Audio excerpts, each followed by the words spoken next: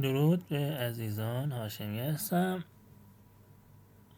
میخوایم ویژگی جدید میکروتیک 724 رو راه اندازی کنیم. ویژگی نت اینستال توسط خود روتر میکروتیک. ما برای این کار قبلا میبودیم از نرم افزار نت اینستال استفاده میکردیم. پکیجی که میخواستیم برسه معماری روتری که میخواستیم دانلود میکردیم به اضافه این نرم افزار و بعد نصب میکنیم. مثلا این الان مثلا نسخه آرمه، مثلا روتر اوس 7 20.04. خب اینو مثلا با نت اینستال نصب میکنیم. نیاز به یک لپتاپ داشتیم و خود روتر و کابل شبکه. برای نصب شدن که حالا دوستان بلد هستن، ولی روش جدیدی که اومده خود روتر تو نسخه 7.24 به بعدش اومده ویژگی اضافه کرده به اسم نت اینستال. این منوی است که دارین میبینیم. برای راه اندازیش باید بیایم بگم از کجا آوردیمش. میریم منوی تولز و نت اینستال. برای راه اندازیش اول کار که میکنید بعد روترتون دو تا کارت شبکه داشته باشه، اتر 1 و مثلا اتر 3. این یه وی امه، برای همین دو تا کارت شبکه بیشتر نداره. وی ام x86. حالا من میخوام اینو باهاش راه اندازی کنم. برای این کار من میام تو منوی نت اینستال، نیو رو میزنم، میگم کدوم اینترفیس میخوام راه اندازی بشه. میگم اتر 3 و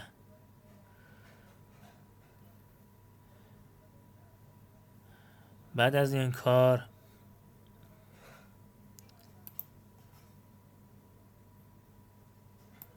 میگه کجا میخواید اوکی بشه. میگم مثلا این پوشه نت و سلکت میکنم.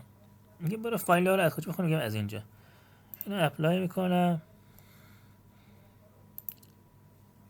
اوکی میکنم. این الان داره ارور میده برای که ما هیچ پکیجی نداریم که راه اندازی کنیم.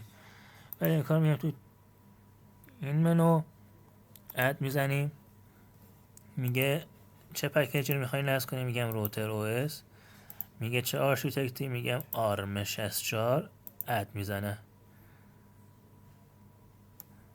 میره این پکیج رو دانلود میکنه.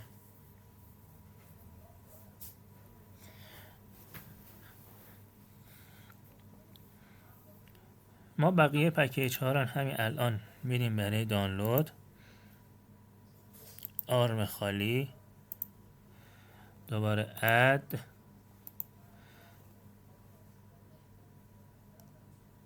بعد میریم میپس بی اس، میپس بی میخوام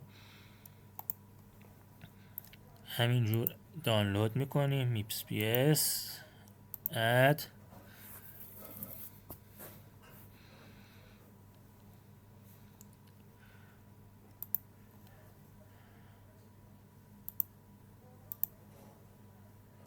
بعد این اگه دقت کنیم من دارم تمام پکیج ها بر اساس همین معماری ها رو دانلود میکنم. حالا من چون بخوام واقعا اینو داشته باشم همه رو میگیرم، چون کارم لازم میشه. ولی دوستان بس معماریتون میتونن انتخاب کنن که چی بگیرید. خب تایل و حتی خود x86 رو هم دارد، ولی من نمیخوام دیگه انتخاب بکنم. خواستم بگم اینها رو داره. خب ثبت میکنیم دانلودش تکمیل بشه. دقت کنی این دانلود مونده، این دانلود بشه. بعد بهتون میگم چه کار باید بکنید. دو تا از پکیج ها مونده دانلود کامل بشن. حالا ما تا اینا دانلودشون کامل بشه ما میایم منوی نت اینستال، نیو، اینترفیس رو میگیم اتر 3 و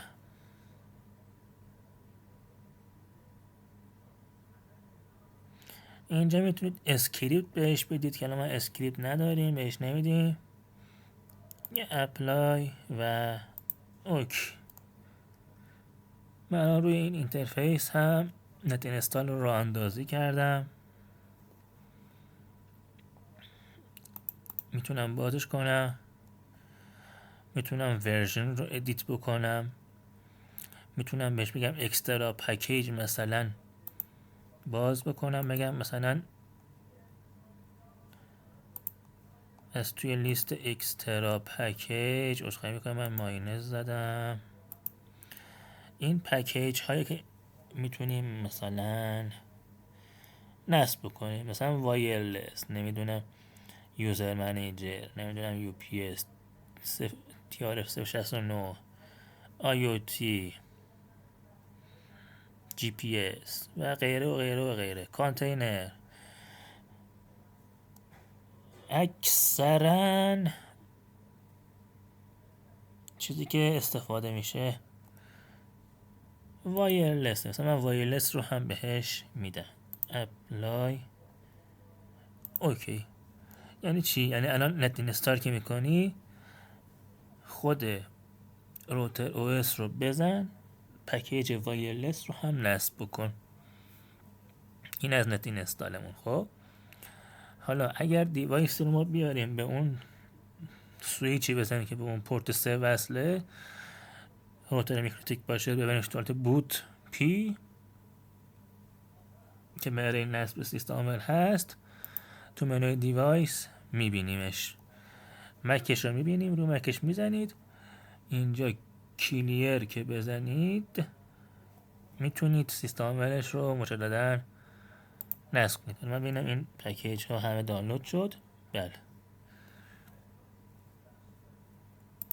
اگر بیایم تو نت اینستال ستینگ، صفحه اول نت اینستال ستینگ، اینجا میتونید مسیر اون دایرکتوری رو مشخص کنید که پکیج ها ذخیره بشن.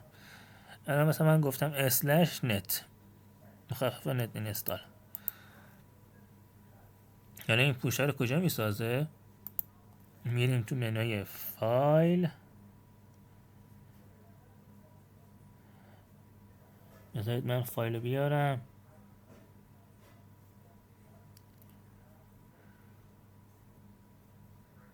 فایل نت اینه. اینقدر هم حجم الان گرفته. اگه من این پلاس رو بزنم تمام اون پکیج هایی رو که دانلود کرده برامون اینجا میذاره از انواع معماری ها.